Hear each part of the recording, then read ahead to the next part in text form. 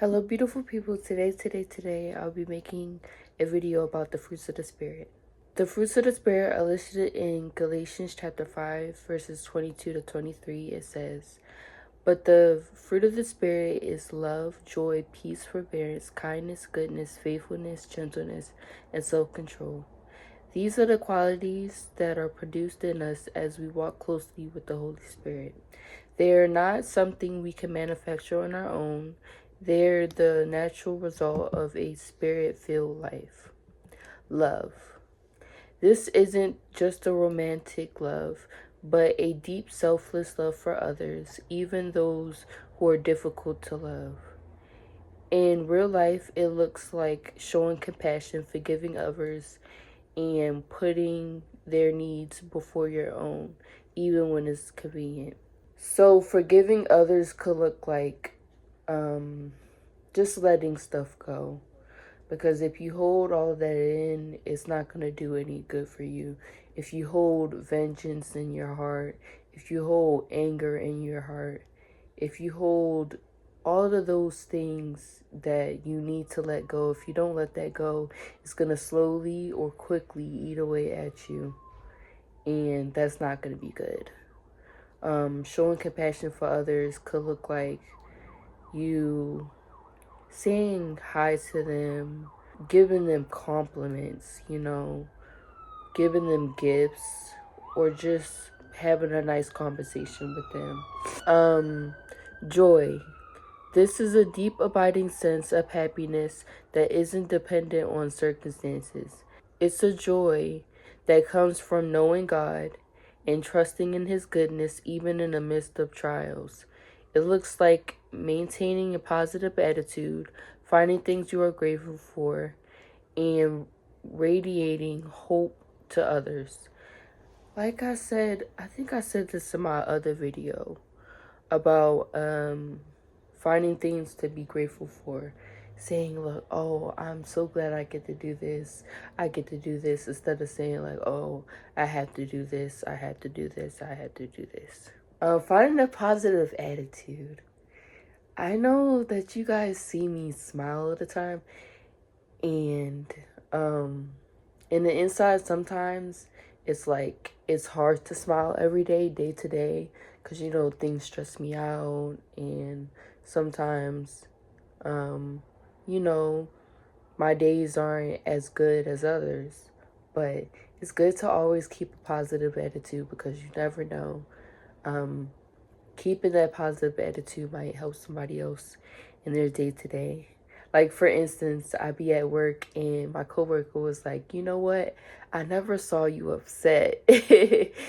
And I'm like, what she mean you never saw me upset? He was like, I never saw you upset. Like, you come into work, you do what you need to do, and you always got this positive vibe and positive energy about you. And it just, like, uplifts everyone. And I'm so grateful for you. And I'm like, oh, that really made my day, you know.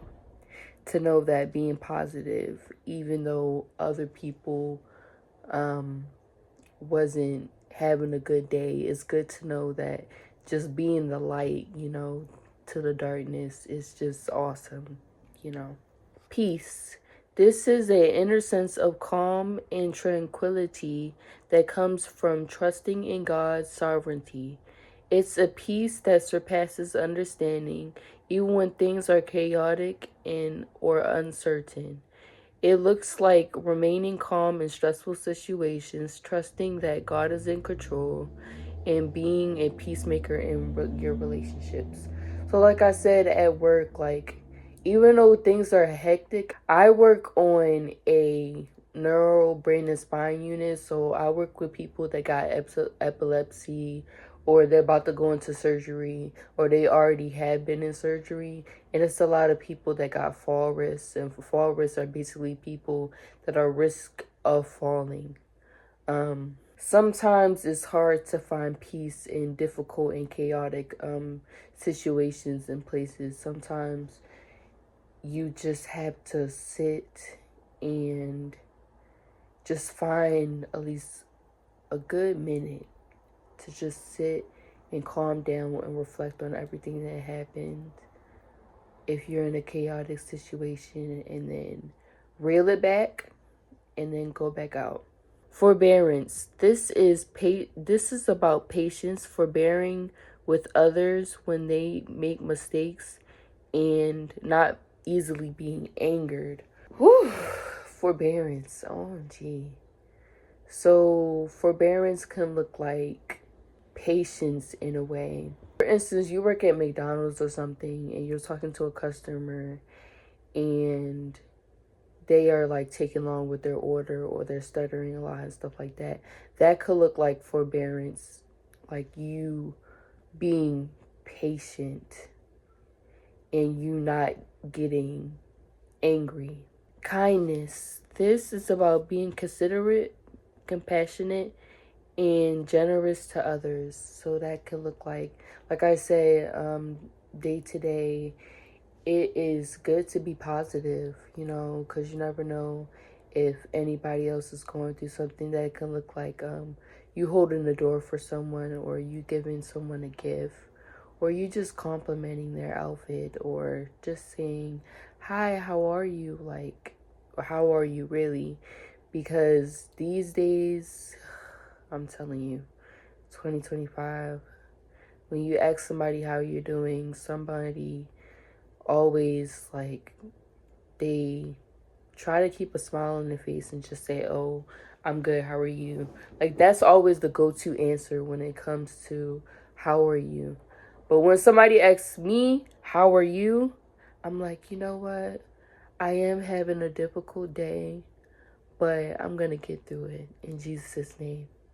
They're like, oh, because a lot of people say, oh, I'm doing good, oh, I'm doing fine, oh, I'm doing well. And some people don't actually say how they feel, because some people they're hard to opening up, or they just don't want people in their business. Goodness. This is about having a moral compass, doing what is right, and standing up for justice. Faithfulness. This is about being reliable, trustworthy, and committed to your promises. Being faithful, being loyal.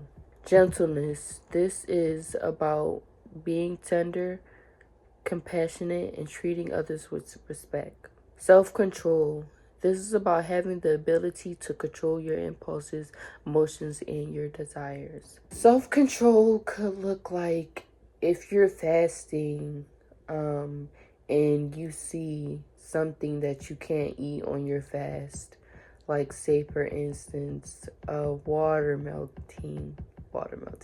mouth-watering, juicy, cake, for example. And say if you are fasting off of junk food and sweets, you have to have self-control and hold yourself back from having the impulse or having the temptation to eat that juicy cake. So when we see someone constantly demonstrating the qualities in their life, it's a good sign that they are walking closely with the Spirit. It's about not being perfect, but about allowing the Spirit to shape and transform your character over time. It's easy to think of these qualities as abstract ideals, but they're meant to be lived out in concrete ways. For example, love isn't a feeling, it's a choice. To act in someone's best interest, even when they're not lovable. It might be setting aside your own plans to help a friend in need, or forgiving someone who has hurt you deeply. It's about extending grace to others because God has extended grace to you. According to the Bible, grace is God's unmerited favor, meaning his undeserved love, forgiveness, and blessings freely given to humanity through Jesus Christ, despite our sinfulness. It is not earned by works, but it is a gift from God's inherent goodness, enabling salvation, redemption, and a relationship with him. Key aspects include divine favor, help for the unworthy, and power to transform, often summarizes God's riches at Christ's expense. It isn't about pretending everything is perfect. It's about finding contentment and gratitude even in the midst of challenges. It might mean choosing to focus on the blessings in your life even when things are tough, or finding humor and laughter in everyday moments. It's about recognizing that God is with you in the dark times and in the good times, and that He will ultimately work things out for your good. Peace isn't about avoiding conflict. It's about trusting that God is in control, even when things feel chaotic or uncertain. It might mean taking a deep breath and praying before you respond to a difficult situation, or choosing to speak calmly and respectfully even when you disagree with someone. It's about resting in God's sovereignty and trusting that He will guide you through whatever you're facing. Ultimately, the fruits of the Spirit are becoming more like Christ. They're a reflection of His character and a sign that we are being transformed by His grace. I hope you loved my video, and yeah, I hope you have a wonderful, blessed, amazing day.